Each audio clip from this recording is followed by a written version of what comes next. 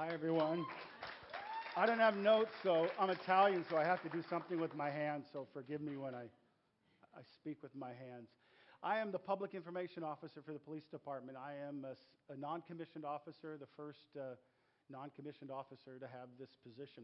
That is our logo, our patch. Prior to the 1950s, police departments did not have patches.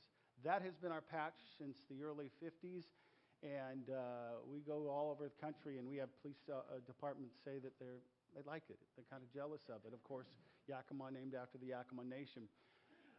We can't make Yakima a safer place by ourselves. We need community involvement.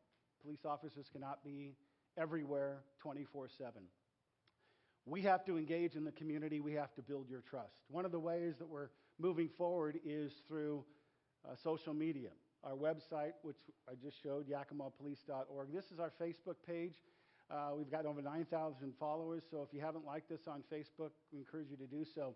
We use this to get information out, past events, events that are coming up. We also use it sometimes to look for suspects or if we have a missing person. So I encourage you to like us on Facebook because that's a great way that we can get information out to thousands of people. In 2011, the Hawthorne, California Police Department, they were frustrated that they spent most of their time in cars and they didn't have an opportunity to really talk to the public. So they came up with this idea of coffee with a cop. What better way to get to know a police officer or the citizens than to sit and have a cup of coffee? Many times you come in contact with the police officer, it's a stressful situation. You either were the victim of a crime or you got pulled over going too fast down Summit View, and it's usually not a pleasant experience. So they created this coffee with a cop, and right now over 2,000 police departments across the world, United States and as far away as Australia, have coffee with a cop. We started having our first one in February of 2014. We have it about every 3 months. It really is a great opportunity for police officers to get to know the citizens, but it's also a great opportunity for the citizens to get to know the police officers.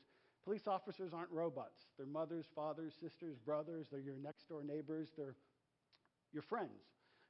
They're human beings, and as crazy as it sounds, this gives us an opportunity to get to know a police officer on a human level.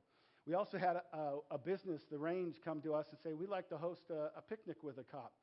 So we had our first one last fall. We had 500 people attend. We had our second one, and about 500 people attend. Again, just another way to get to know members of the community.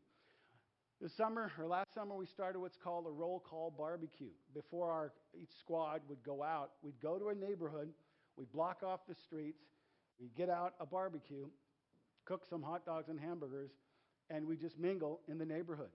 Again, it's a great way to build trust. Police officers need to connect with citizens. They need to not just be enforcers of the law, but they need you to know that we're regular people, that we're here just to do a job. That was one of our most successful roll call barbecues. As you see, we have a lot of the police officers actually playing with the kids on the playground. Just a way to connect to young people. We're a product of our environment. If we're raised to fear police officers, if we're raised to disrespect police officers, chances are we're going to grow up to disrespect police officers. And there have been officers across the country that have not earned that respect. But by coming down, I mean, look at this. I mean, that's one of my favorite pictures, is just playing with the kids. With our large Spanish-speaking population, we've reached out to radio stations, especially our folks that come from Mexico. Police departments in Mexico some of them are quite corrupt. And so we have to communicate to them that we're on their side. We're here to protect them. That first officer was Officer Jorge Quinones, who grew up in Topanese. His grandfather was actually a police officer in Mexico. And so we go to radio. This is actually Officer Soptich. He's on our gang unit. He went on a Mormon mission and learned to speak Spanish. So many of our police officers are able to speak Spanish, but we have to connect to the community to let them know that we're on their side. Another way to learn about the police department is go through what we have. It's called our Citizens Academy. Now, this takes a little commitment.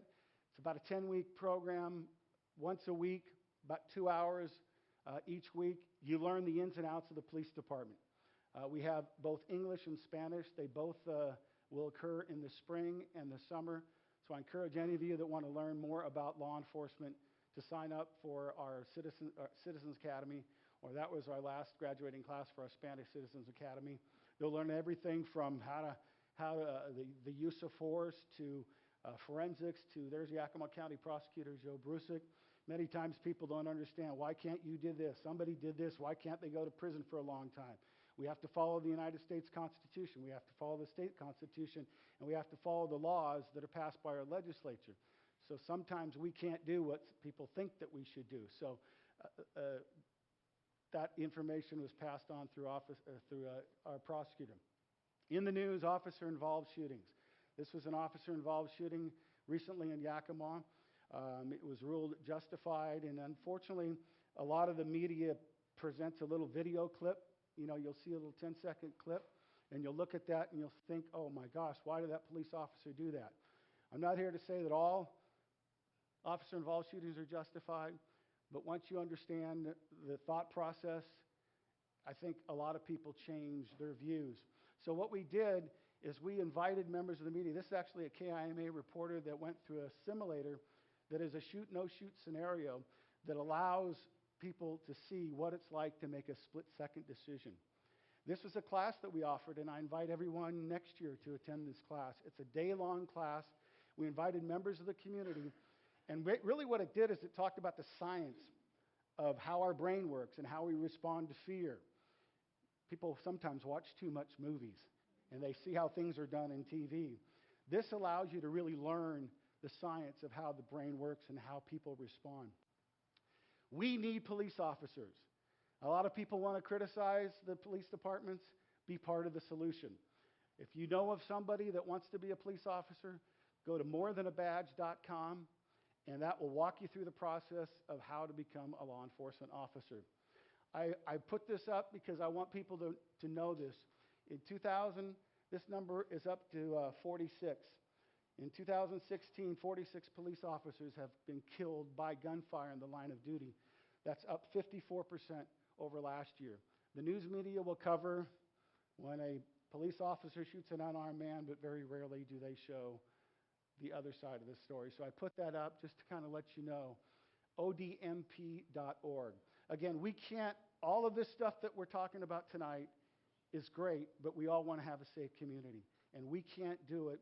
We need your help. So as we engage with you, we invite you to engage with us. Thank you. Thanks, Mike.